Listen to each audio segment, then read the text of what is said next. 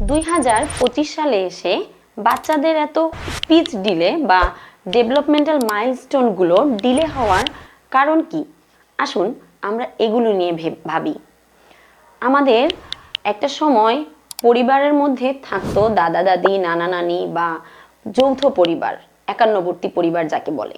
এখন দিন দিন নিউক্লিয়ার পরিবার বা একদম গুচ্ছ সবচেয়ে ছোট পরিবার, হাজব্যান্ড ওয়াইফ আর বাচ্চা, এটা নিয়েই সব পরিবারগুলো বিভক্ত হয়ে যাচ্ছে।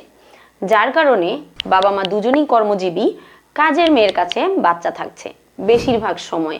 সেই ক্ষেত্রে টিভি কিংবা মোবাইল ফোন হচ্ছে বাচ্চাদের নিত্যদিনের সঙ্গী। বাচ্চাদের ডেভেলপমেন্টাল ডিলে বা স্পিচ ডিলে যেগুলো মেইন কারণ, সেগুলোর মধ্যে একটা হচ্ছে মোবাইল ফোন বা টেলিভিশন।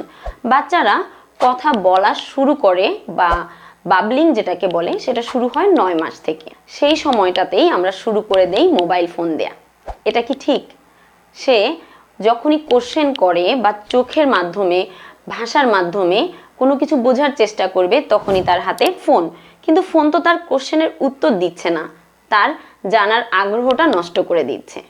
সময় থাকতে ফোন, টিভি বা সোশ্যাল মিডিয়া বা যে কোনো মাধ্যম, ট্যাব, কম্পিউটার, ল্যাপটপ, এগুলো থেকে বাচ্চাকে দূরে রাখুন। বাচ্চার জন্য নির্দিষ্ট সময় দিন। প্রত্যেকটা পরিবারে এমন কিছু পরিবারের মানুষ থাকুক যারা বাচ্চাকে সময় দিবে।